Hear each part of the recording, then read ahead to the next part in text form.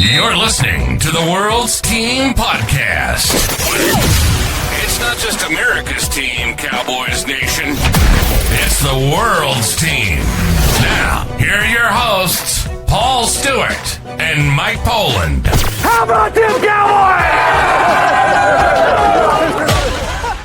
What's up, Cowboys Nation? Welcome back to the World's Team Podcast, brought to you by the Believe Network, powered by FanDuel Sportsbook, and also sponsored by Cowboys Experience. For the ultimate game day experience, go to www.cowboysexperience.com. We're in for a treat for this episode. I'm joined by my co-host, Mr. Mike Poland, but I've got a really special guest here. It's no other than Mr. Marcus Jones. How are we doing, brother? It's been a long time. Yeah, I'm doing good. Thank you guys for the invite. I really appreciate you guys letting me come on and talk some Cowboys football for a few minutes. Oh, absolutely, man. But yeah, man, so what's been happening these days? So obviously you've been doing a lot of work with DC4L, yes, and you've been doing a lot of other projects as well. So what's been happening? So, I mean, I've been just trying to build the DC4L channel. The show is called the Fifth Quarter Podcast. So we have about 60,000 people in that group. Nice. So really, we're fueled by that group. So just trying to stay engaged with them and grow it as much as we can, because that group continues to grow daily. So we're trying to grow it inside the Facebook group and then just expand into other channels. So it's really been fun, been a lot of work, but it's definitely something I enjoy. And you got Amanda with you as well, who was a legend. Yeah, yeah. A legend. And she was fan of the voted rating fan of the year. Yeah, Dallas Cowboys fan of the year. So big shout out to Amanda. Absolutely. Yeah, so Amanda only joins me during the rivalry game, so she joins me for all the NFC East games. So for the most part, it's really just me and the fans. So I really enjoy doing what I do. Yeah. And we was talking before, and because you went through a lull of not doing the podcast. Yeah. And I was like, "Are you gonna get back on?" He was like, "Yeah, I'm thinking about it." I was like, "Come on, do it, baby." Yeah, we're so glad that you're back doing it, dude. We're so happy, man. Yeah. But yeah, man, like obviously we've got a really important game coming up. We're going up against the Denver Broncos, who came back with arguably one of the most ridiculous comebacks in NFL history. Absolutely. Where it was, I think it was like over the course of history within the NFL, with games with 5 minutes to go, it was like 1,062 NFL games where teams under 5 minutes would never win and come back. Mm-hmm. That game there was the first time ever, and well, not to throw some dirt back on the Giants, but they're the first team to ever do it. So, but give me your thoughts on that last game there for the Broncos. What did you see from them in terms of, is there anything there that we should be concerned about? Well, when you look at any game, it pretty much lives and dies by the quarterback. So just watching Bo Nix for 3 quarters just stumble, not even up and down the field, just stumble drive to drive, and then that last 5 minutes kind of turn it on and start using his legs more and passing the ball. That's really what stood out to me. I still feel like in terms of the Giants, they're kind of on a high right now. It's kind of one of those situations where you bring in that rookie quarterback. Nobody's got any tape on him, and he's a guy who's mobile, he's exciting, and he's erratic, essentially. So you don't know what to expect. Yeah. And I think when you have a very disciplined team like the Broncos, who are predicated off of, we've got a defensive MVP at corner, we kind of play around him, and then we use our front seven to rush the passer. When you have a guy like Dart who can make plays with his legs and get the lucky bounce where Theo Johnson takes it 60 yards, that kind of throws a team off kilter, where it takes a minute for them to kind of get their bearings. And I think that's kind of how the Giants will be successful for the next couple of weeks until we get enough tape on Jackson Dart. Yeah, and speaking of, I know that we're going to be talking about the Cowboys and Broncos game, but ironically, news just came out about the Giants with Brian Daboll and Cam Scatterbo, being fined due to the concussion protocols. Oh, wow. Yeah. So that's just another nail for Drayball. Yeah, it's crazy times. But while we're at it, Mike, do you want to kind of run through the injury list for me, please? Yeah, all right. I'm going to leave one player out because we'll discuss him separately. Okay. But Overshown Revel and Donovan Wilson all out. Kind of expected that with Overshown and Revel. We're kind of hoping something with Overshown, but there we go. In terms of questionables, we spoke about BB. We was like whether he's going to play or not. I don't think he will. I think they'll stick with Hoffman. Yeah. Got Cornelius Guyton, Neeland, and Juanier Thomas, all questionable. But the good news is we got Kalen Carson back. Kenny Clark, although we were a bit nervous about the elbow injury, he's back. He's good to go. Kent Murray's in, Mazzy's in, Tyler Smith is good, which is important for this game. Yes. Jonathan Mingo, good to go.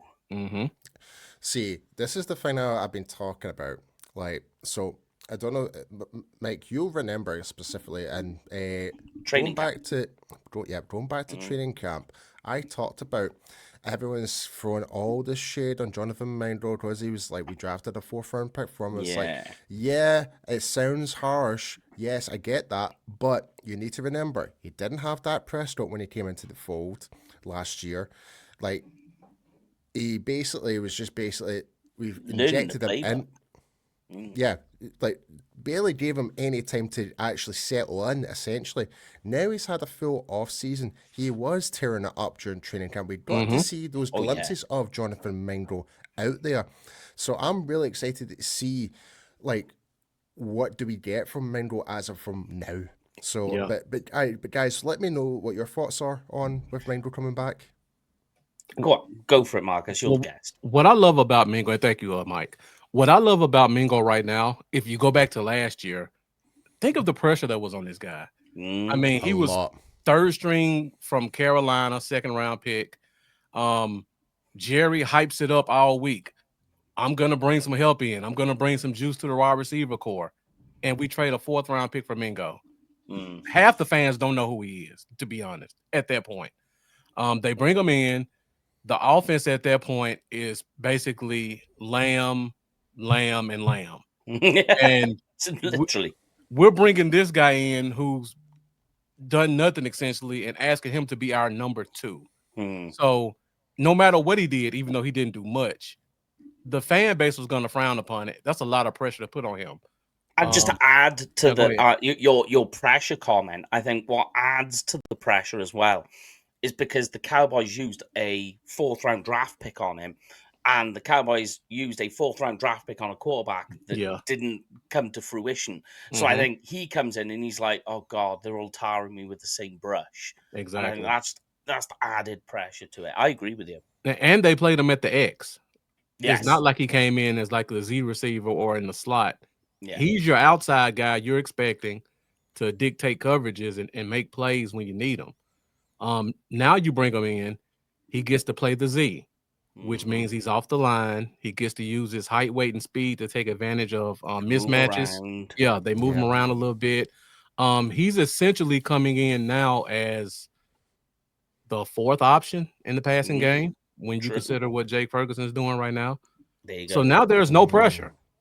I mean, he has the intangibles. He has the tangibles to do well, and there's no pressure on him. So I'm expecting to see what he can give us, if anything, because the person that's playing that spot right now in Jalen Tolbert hasn't given us much. I was just about to say that. Do you think that Jalen Tolbert is now kind of under the fire now that with Mingo coming back? Yeah, I've said it for 3 weeks. The Cowboys have a log jam at several positions, one of them being wide receiver. They're going to have to move a guy, and all signs to me point to Tolbert. Yeah, especially after he made that, Jaden Blue makes a great 12-yard run over to the right on an off-tackle run, and it's great to go and watch. Gets Cole back because Jalen Tolbert is caught holding on the outside, and you're just like, and everybody turns around and keeps saying, yeah, but Jalen Tolbert made that amazing toe tap catch on the outside and all the rest of it. And you're like, yeah, but you're talking about one play, one spectacular play. But the bread and butter, that like the actual real stuff that a wide receiver needs to do and be good at. Jalen Tolbert is no good at. I still don't understand how he's on the roster. I just don't. I don't know how he made the final 53. Yeah, like, and my thing was like I always shouted out like Ryan Flournoy. What to me, I think like, and here's the thing when it comes to Tolbert, right? Like, what I've noticed is whenever he does catch the ball, he doesn't seem to get those extra rack yards as much. Like it seems to be he catches the ball and he's instantly brought down to the ground. Like you might gain 2 or 3 yards from rack yards because of momentum, but you don't really see him making the strides to go and do like an extra 15 yards or 20 yards or anything like that. You don't see that. Whereas Ryan Flournoy in some capacity, like yeah, he may be like a late, was it 5th rounder he was? Yeah, Right, 5th or 6th, something like that. Yeah, so like for a small dose of that impact that he did, but he was one of the stars, I would say, in training camp. He outperformed Jalen Tolbert, bar none. I would say like the person who was there to lose his job was Jalen Tolbert in training camp. Definitely. And like what Mike was saying, I was surprised he made the 53-man roster based on his performances.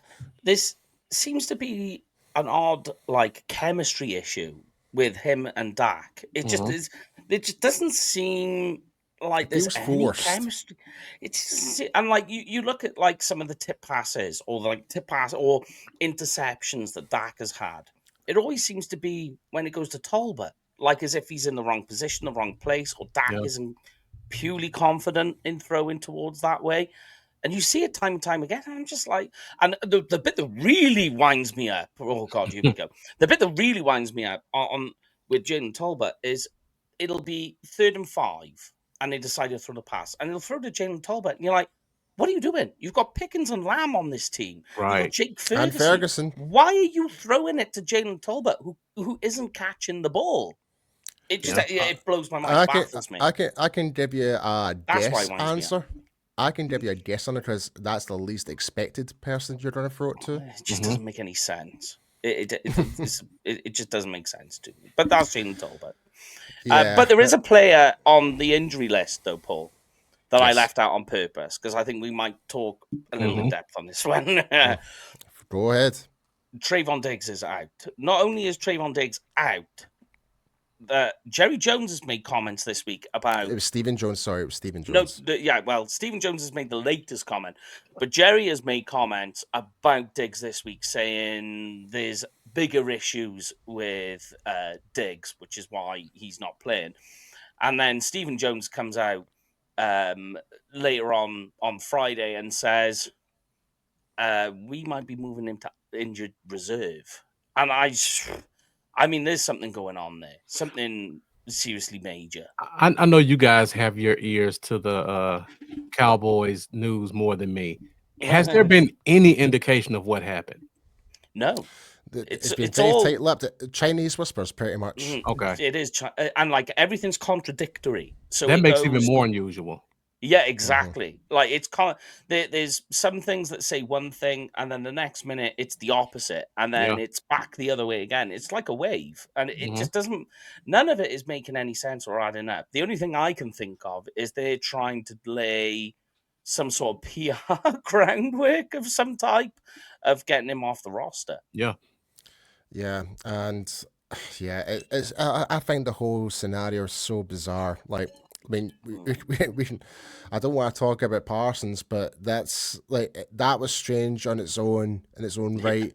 Then now we've got Diggs. Now I'm just like, can we not just have one season without drama? Pretty much, that's all we're asking for. Like, because we had a really great start. Like, don't get me wrong. Like when Schottenheimer was announced, we weren't too sure. But he started doing all the right things in terms of the right coaches he was trying to bring in. Well, with subject with question with Eberflus, that's still questionable right now. We will dive into that. But everything seemed to be great going. We made moves in the off season. Thought we drafted well, etc. So, and then the bomb hits with Parsons, and now the bomb hits with Diggs. You're like, oh, can we just have that one season where no drama ever happens? Welcome to the Cowboys. Exactly. Yep. Yeah. Yeah, that's what you need to put out when you support the world's team, folks. Yeah. And why we're all bold. Oh, so, yeah. Well, yeah. in terms of Diggs, I'm paying attention to see if they put him on IR or NFI, which is non-football injury list. Because if they put him on NFI, then they could. Can they do that though? I Yeah. suppose it was an off the field injury. He got injured at home. That's what's been reported. Mm. So if he's unable to play, technically they could put him on NFI, and if they did, that would make his contract not unguaranteed. Yeah. Ooh, interesting. Just something to watch. And then that means the plot just thickens. Yeah. We're diving a bit more into the conspiracy side of this, that's for sure. But let's get back to reality. We do have a game coming up. Because let's go back into the history of the Cowboys versus the Denver Broncos. Okay. So historically, the Cowboys are 9-5. No, sorry. The Broncos are 9-5 against the Dallas Cowboys. The last time the Dallas Cowboys won was back in 1995. With a 7-game losing streak. But the last time the Dallas Cowboys won at Mile High Stadium in Colorado was back in 1992. I was 6 years old when that happened. 30 years ago. Yeah, that's pretty wild. That's crazy. The fact that we haven't won over there in like 30 years is astonishing. Chains are made to be broken, though. This could be the game. It could be. Now we've got because when you really think about it, like offensively, I feel very confident. But the question still remains on our defense. I think this is going to be the theme here. Like going into this show, this breakdown, what we're about to do here. But I'd love to hear Marcus's thoughts. So, Marcus, what is your thoughts in terms of the general, like generically with the offense, and your thoughts on the defense so far this season? I mean, it's really just a tale of two teams. We're on two completely different spectrums. We'll start with the good first. Offense has been amazing. The good, the bad, and the defense. Well, the defense is all the bad. Yeah. Just offensively, starting from the top down. Love what Schottenheimer's been doing. Love what Clayton Adams has been doing. You can definitely see a change in the culture. You can see a change in the scheme. You can see a change in the mentality of the players. Like during the offseason, people really tried to just make comments about seeing the guys dancing around, and before practice, they would have some silly theme that they would do. Yeah. That stuff is starting to pay dividends now because you can really see that this team is playing loose and free. And then schematically, the play calling has just been flawless. There we go. I was wondering if you're going to mention the play calling. Yeah. Outside of that last drive against the Panthers, I can't think of a single series in 7 games that I say, oh, that was a bad drive. Everything has been called flawlessly. The offensive line, even though they have their issues, they've been doing what they need to do to cover them up. And then just going to individual players. George Pickens was my favorite receiver in that draft. I know he was taken in the 2nd round, but I was upset that the Cowboys didn't take a flyer on him late in the 1st round that year. I never fell into the Steelers hype. We have a laundry list of wide receivers with the Steelers who've been malcontent. What have I been saying, mate? What have I been saying about the Steelers? Because I just to back your point there, Marcus, because when you look at it, you got Antonio Brown, Martavius Bryant, Juju Smith-Schuster, all these really good wide receivers that are at Pittsburgh, and all of a sudden have been completely offloaded. Yeah. I don't think it's a wide receiver problem in Pittsburgh. I think it's a Mike Tomlin problem. I really do. Yeah. So at some point, you got to call a spade a spade. I mean, I know people are highly respected of Mike Tomlin, but the proof's in the pudding. These receivers are all causing problems there. Yeah. And then he comes here, and everything that we saw at Georgia, always smiling, loose on the sidelines, great ball catcher, the master of the 50-50 ball. Yeah. All that's been showing up. And then you go to the backfield and you look at Javonte Williams and another guy. Loved them coming out of college. Yeah. Oh, yeah. That was a really deep draft that year, and I still had him as one of my top 3 running backs. Yeah. How could you not? Yeah, exactly. Yeah. First year in Denver, just talking about Denver really quick since we're on Denver. First year in Denver, 900 yards, 7 touchdowns. Everything we're seeing Good now, start. he showed it then. Mm. Bad knee injury. Took away his second year. His third year, he was coming off the injury. Exactly. And then in year 4, he gets the only coach in the NFL who hates big running backs in Sean Payton. I mean, Sean Payton started Jaleel McLaughlin, who was a converted wide receiver over there. That tells you what you need to know about Sean Payton. And we can go through Sean Payton's history. Yeah. He loves scat backs. So I knew Javonte Williams had something in the tank. I didn't know it would be this. And even you're not the only one. Yeah, you're not the only one, because we generally thought like it would have been one of those 1 year and dones type of thing, like just like giving the guy an opportunity, more rotation. But no, Williams just came in and he's over delivered so far. Like the expectations have went well past our expectations were very low. They've preceded that now. And we feel a lot more comfortable now, especially when it comes to the run game, because even if we remember going back to week 1 against the Eagles, the first 2 drives for the Cowboys were rushing touchdowns in the red zone. Yeah. I mean, like that was one of our and what was funny is I predicted that as well, if you remember, in our hot takes.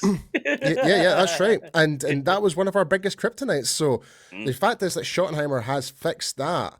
The fact that we are scoring in the red zone is a big, massive difference already.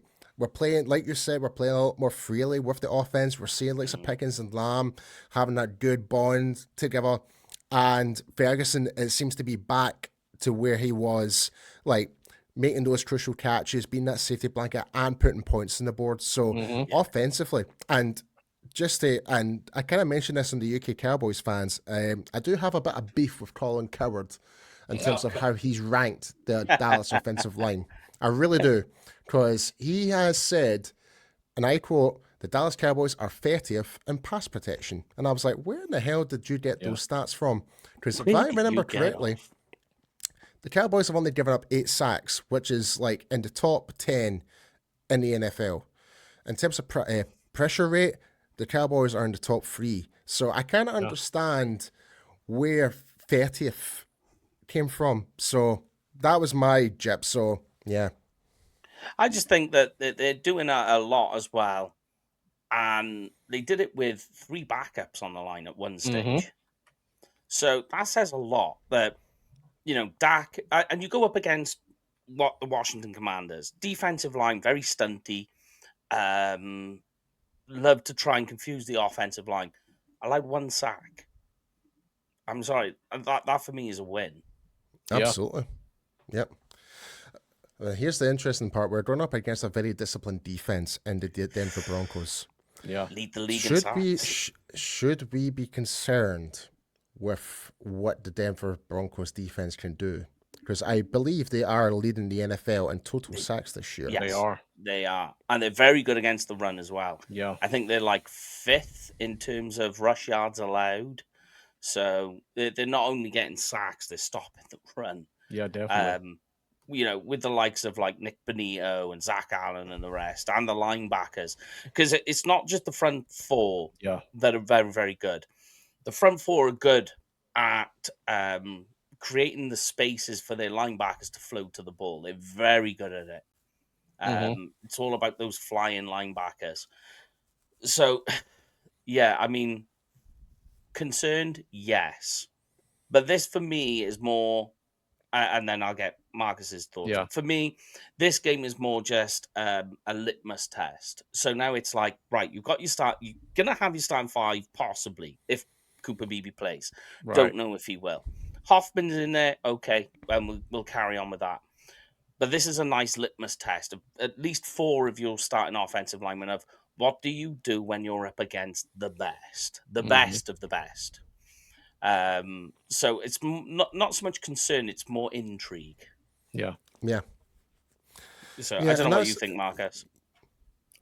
So when I look at the Broncos, when I look at a team, I try to watch like at least 3 of the prior games, and The defense has been playing well. I give them that. Mm-hmm. But they are a small overall front seven. Now they're extremely disciplined and they fly to the ball. Yeah. And when you give high effort, good things always happen. But True. they haven't really played a team that can physically go to the line and punch them in the mouth. If you look at who they played so far this year, okay, the Colts beat them. They have a team that can punch you in the mouth. The Chargers, when they played them, the Chargers were just decimated. I mean, they're missing 3 guys on the offensive line.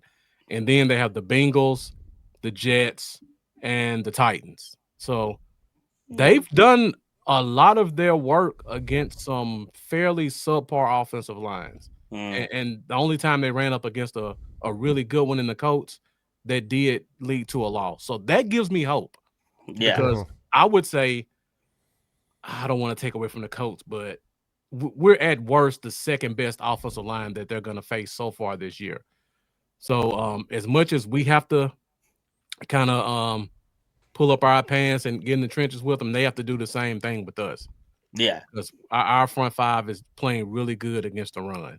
Now, when it comes to the pass, I do have some concerns because their linebackers are Cooper. Yeah. Cooper is flying off the edge. Yeah. And Guyton struggles with speed rushers with his balance issues. Same He's thing. So big. Same thing with Terrence Steele on the other side. He has balance issues as well. If he can't use his length and a guy can get on him quick. So in the pass game, that does kind of concern me. But in the run game, I'm interested to see not only how we handle them, but how they handle us if we commit to the run. Yeah, no, totally. Like, I think, like, in fairness, I thought when you look at last week's game against, God, who the hell did we play last week? Washington. That's who we played. Washington. Yeah. I mean, you could say that was probably arguably Guyton's best ever game. And Washington's defense on face value are pretty decent in face value. Yeah. Like, they've got Payne, they had Lattimore there, but the Cowboys offense actually made good work on breaking that defense down. And that was what I think what was like.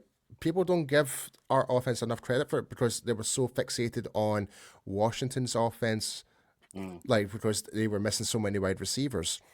But you can't take the credit away from what Dallas did offensively against like a defense like Washington. They've had some like good performances out this season so far.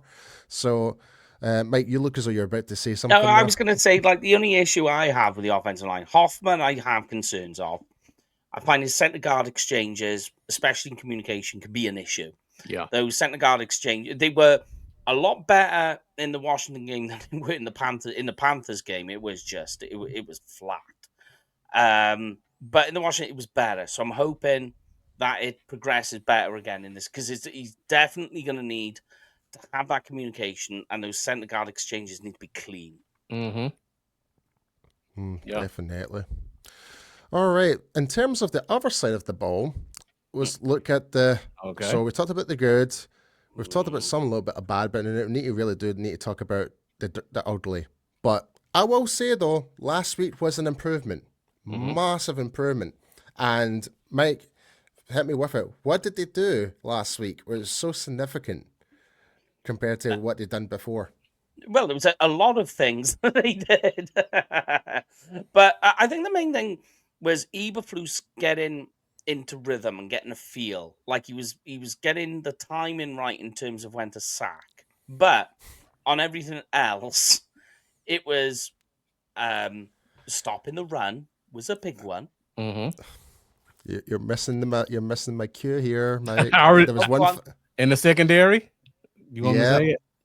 Yeah, you say it, Marcus knew exactly what I was talking about. I was played a lot more man coverage. Yeah. There we go. That's what I thought. That's what you were going to go there. I was starting at the front and working back. Oh my God. Paul was impatient. I'm impatient tonight, man. Sorry. Yeah, okay. Sorry.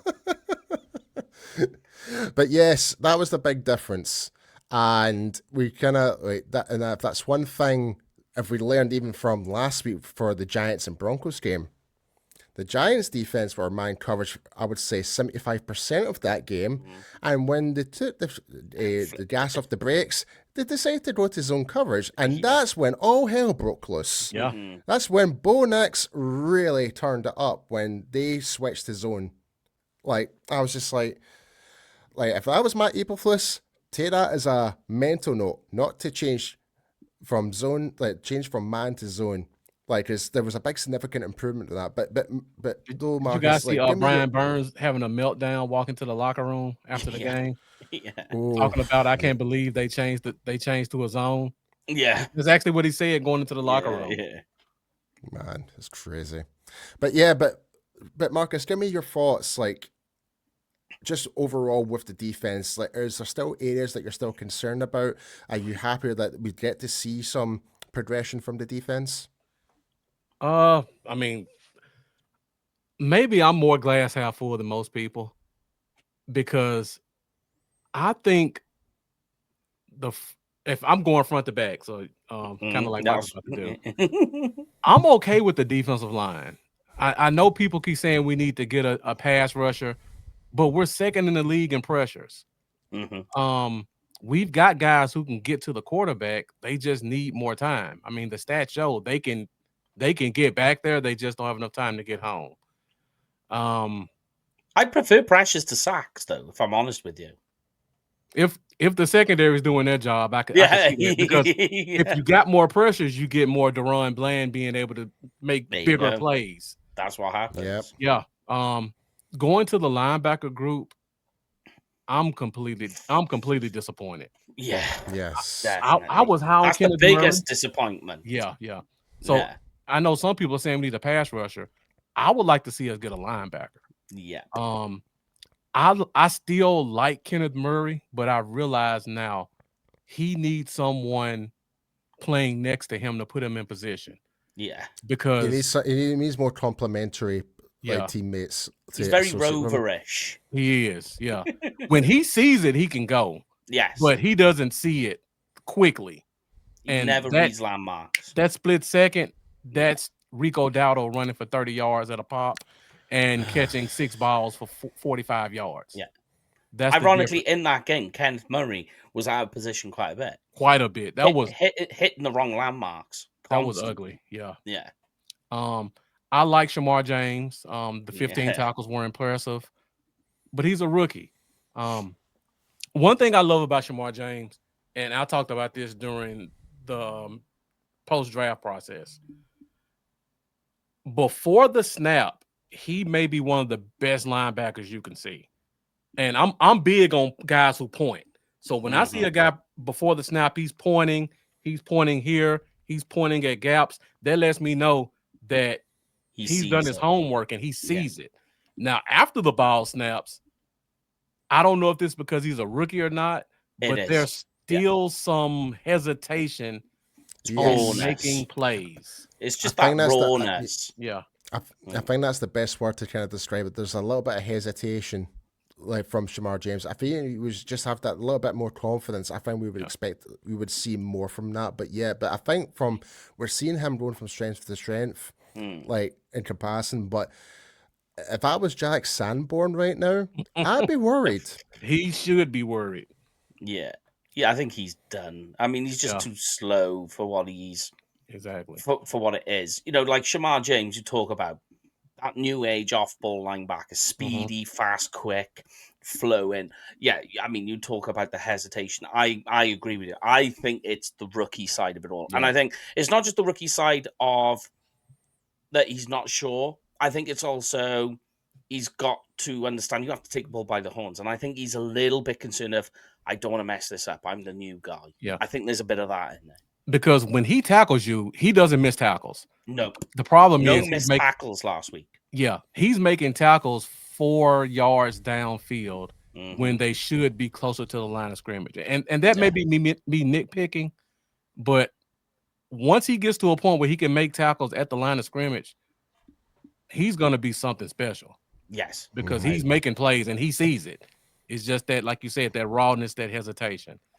I would love to. Go ahead. Sorry. I was just going to say, correct me if I'm wrong, but we were the ones that actually traded up to get James. Am I right? We did. Yes. Yeah, because There's a reason for it. There's a reason for it, folks. I remember complaining about that during the draft. Actually. Yeah, So, yeah, I did the same. and I was like, people don't what let are me they forget it. doing? But yeah, I see the traits there. I feel like we still need more of a veteran guy to either get Murray off the field or be able to put Murray in better position. Because again, we talk about Shamar James. He's good enough and smart enough to see it for himself, but it takes a different type of linebacker to put other guys in position. I don't think he's there yet either. And he's having to clean up a lot of Murray's mistakes. But you know what I like the idea of? Yeah. If everything goes to plan that we hope and that nothing has changed with Overshown, Shamar James and Overshown together. That would be that's amazing. Flying. That's flying. That is absolutely flying. Yeah. Yeah. Well, we're at that point now, like with the show, where we need to kind of think about how does the Cowboys stack up against the Broncos. So, in terms of right now, the Dallas Cowboys are currently plus 144 on the money line, with the Denver Broncos set to 172. In terms of the spread, it's set at minus 3.5 for the Denver Broncos and plus 3.5 for the Cowboys, and the over and under is set at 50.5, and this is all provided by FanDuel Sportsbook. But yeah, and also when it comes to ESPN, they have the Denver Broncos winning this by 52.6%. Yep. Okay. Can't even read. My goodness. You okay? But It's your handwriting. It shouldn't be. It's digitally written. I'm minding you up. But thank you for that. Just for Never our seen you audio without listeners, glasses before, mind. I was just going to say thank you for that for our audio listeners just listening in there. Marcus just tried to provide me with his glasses there. So, but yeah, what is your thoughts in terms of the sports odds and in terms of like the overall perspective in terms of the favorites for this game? I'm surprised.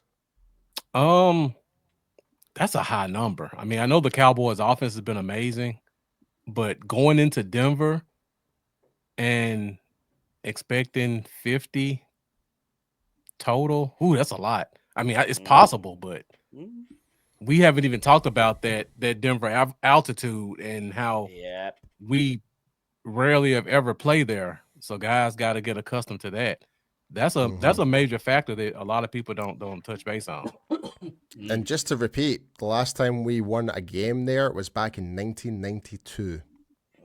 And I think the last time when we played there, I think we only scored like about 17 points, and they put like 30 odd points on us. Yeah. And obviously the biggest one, obviously from recent times, was obviously back at home when it was Peyton Manning versus Tony Romo. That was a score setter. I think the total points was over 90. Yeah, it was a back and forth game. It was a back and forth war, that game. Yeah. But here's the question. Yeah, go ahead.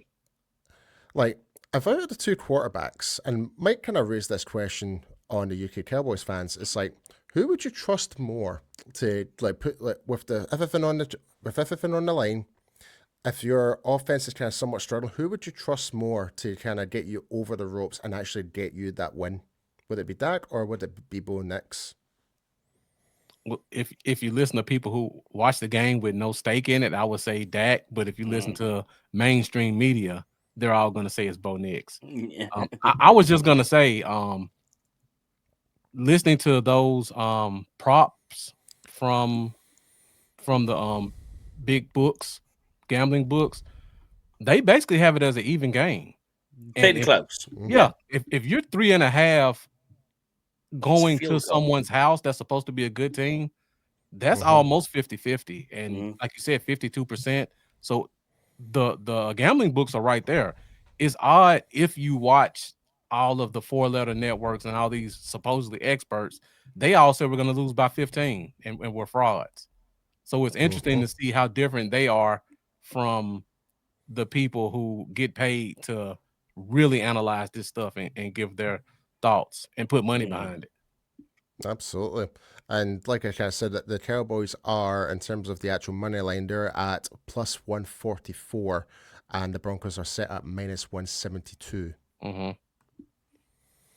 But yeah, but in terms of that, but what are the keys to victory for this game for the Dallas Cowboys? And we'll start off with our guest here, Okay. Marcus. Definitely. Yeah. Offensively, we definitely have to dictate the line of scrimmage. Like I said before, they run a 3-4 defense, but they don't have a guy over 300 pounds on their defensive line. Their D tackles are 295, and then Zach Allen's playing end at like 280 Yeah. in a Yeah. 3-4. If that.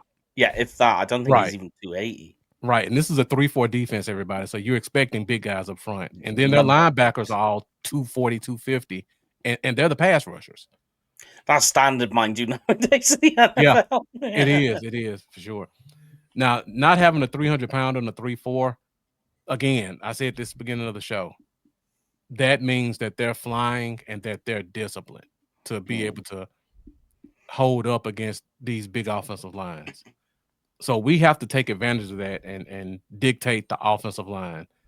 I think if we do that and we continue to marry the pass and the run game like Schottenheimer talks about and take advantage of some of these mismatches in terms of whoever Pat Surtain isn't guarding, and then whoever's the third wide receiver, which will probably be Mingo, that's definitely going to be a big key.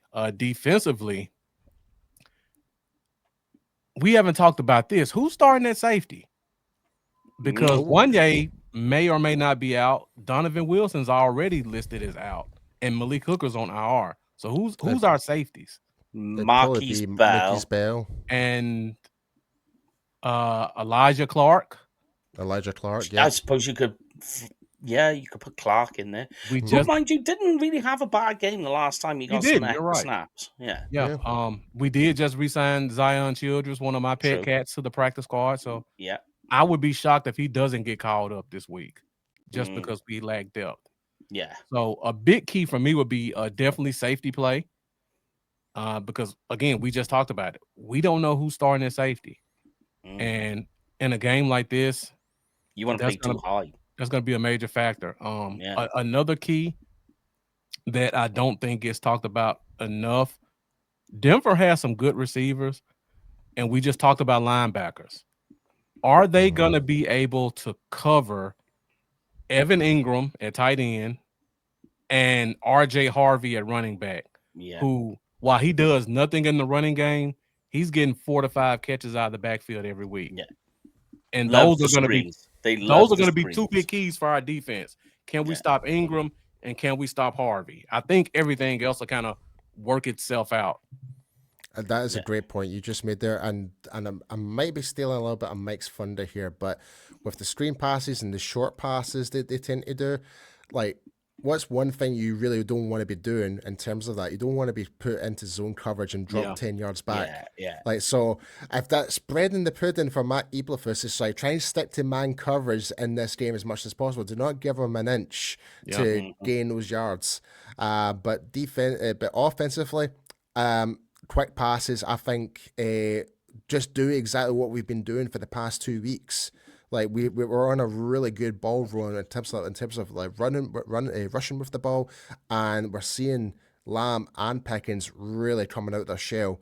Like, and I wasn't expecting Lamb to have such a great game last week after coming back from injury. Like, so that was a really nice surprise. So I think with that, and I think one of the other key things is Jake Ferguson. I think he's going to be vital for this game. But Mike, sorry if I may have stolen any of your thunder. No. I've still got mine. Mine is you've got to establish the run. The pass rush is very, very good with Denver. Establishing the run with Javonte Williams will mean that they have to load the box. Once you load the box, you can open the pass. Play action opens up RPOs, which is kind of weird, but you can open up the pass that way. By establishing the run with Javonte Williams, especially in the B gap between Guyton and Smith, because you've seen that with Cam Scatterbo last week. And I think they were averaging 7.1 yards per carry on the left B gap. which was monumental in comparison to everything else. And that's where Zach Allen is, who weighs, like you said, 275, 280 in the 3-4. Yeah. So you hit that gap on that left-hand side, you could be in for a good day. You've got to establish that run. On the opposite side, I think it's all about the trenches. It's edges, holding their rush lanes, staying within the lines. Don't let Bo Nix escape. And don't let J.K. Dobbins dominate the game. You've got to slow that down because otherwise play action on their side is coming and the quick screen games. Yeah. Yep. All right. It's now time for your little segment now, Mike. It's time for Mike's Would You Rathers. So just so you know, Marcus, this is like, it's basically one or the other. Like, what would you prefer, pretty much, in this scenario? And some of them will be quite, I'll be honest, some of them will be quite quirky, but some of them will make you think, oh, you terrible person, why would you ask me that? so it's a fun segment. And folks, if you're watching on YouTube, let us know what you think. Do you want any over-unders in this, or just would you rathers? Would you... Go with the flow. I'll hit go with the flow, Mike. Go with the flow. All right. Yeah. Choice. All right, let's go with the first one, right? What would you rather this Cowboys defense shows you in this game? Sacks or takeaways? I hit you with a toughie to begin with. I told you. Probably, I would probably say sacks. I should have given you a lighter one to begin with. I'm sorry. Turnover differential always determines a game. But just from me on a personal aspect, I want to see them get to the quarterback. Yeah. I keep hearing people say we need edges. I want to see them prove that what we have in house is good enough to get the job done. So I would like to see them get sacks from a personal level. All right. Well, yeah, I'm kind of. I agree with Marcus, but I'm actually kind of going more towards the takeovers because that means it gives our offense more chance to go in and put more points in the board. So that's where I'm kind of looking from that perspective. But yeah, I agree with both points. But I did warn you, Marcus, some of these questions would be a bit of a mind boggle. Yeah, the first one was pretty good. Yeah, all right, I'll give you the next one then. All right. What would you rather see on offense? Dak being efficient on the move or the pass protection being elite? Oh, definitely pass protection on that one. Yeah. That's an easy one. I thought I'd go a bit easier on you guys. Yeah. Yeah. All right then. I'll give you the last one then. And I'll do this as an over under. Okay. Dak Prescott pass attempts 33.5 over under. Do you know what he averages now? I don't even keep up with that. Maybe about 30. Okay. What do I think or what I want to happen? Is that the question? Predicting. So okay, what do you predict. Think? I'm leaning under. Javonte Williams, revenge game. There you go. I think we run the ball a little bit more than we have in the past. That's exactly what I said.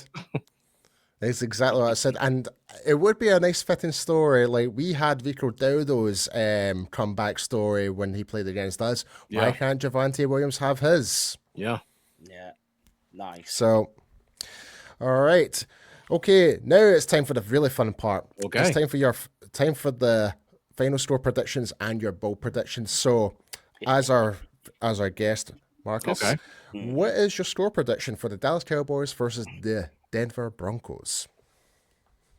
So, I mean, the Cowboys right now are either first or second in scoring. First. I don't think we hit that mark this week. I think it's going to be a little bit lower scoring, closer than fans expect. I'm looking at 23-20 Dallas. And like I said, I think we're going to run the ball effectively. That Denver altitude plays an effect in the game. Can't be as high flying as you like when guys can't catch their breath. And I think it's easier to run the ball than pass it. So I think this is going to be a more controlled running game type style. Bold prediction, again, just Javonte Williams, revenge game, going back to Denver, 100 yards, multiple touchdowns. All right, Mike. Cowboys are winning this one because I just want the streak to end. Yeah. And it's going to be 30-21. Okay. Yeah, I kind of went. I was kind of a lot of Brandon Aubrey. Oh yeah, and what was your bold prediction, Mike? My bold prediction. Oh, I got a good bold prediction. Oh, hit me with it. Okay. Jonathan Mingo, 66-yard touchdown. Gotcha. Now that's that would be a one way to come back from injury and make a bold statement. And that's a really good one, Mike. I like that.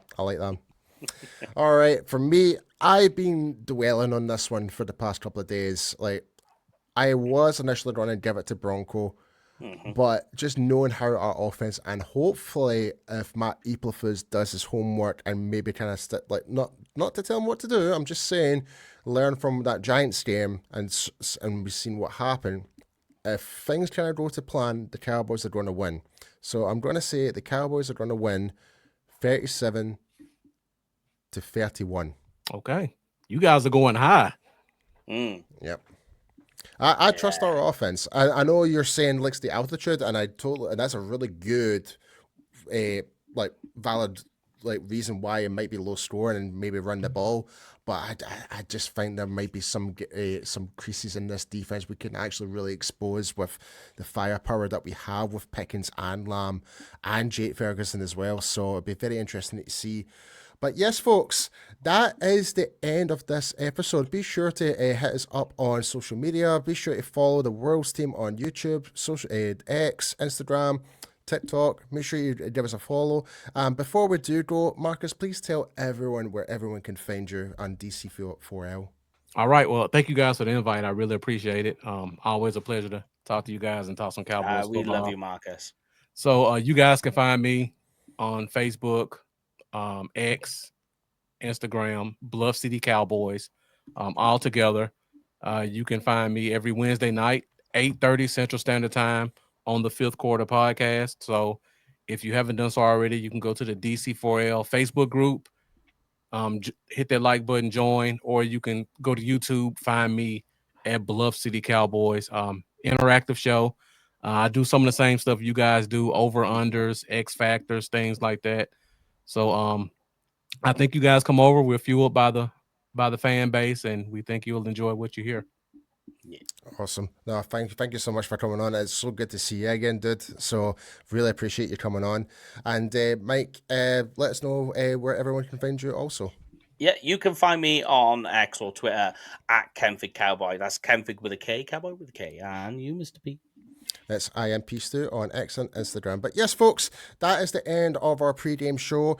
We are we're feeling confident the Cowboys are going to win this game, knowing what this could be the revenge game for Javonte Williams. Who knows? Anything can happen. But like as always here at the World's Team, just remember, folks, it's not just America's team. It is the World's Team. We'll see you guys next time. That's a wrap on the World's Team Podcast. Smash that like button and hit subscribe, Cowboys Nation. This ain't just America's team, it's your team. Touchdown! It's the World's Team, only on Believe, where real fans live. How about them Cowboys?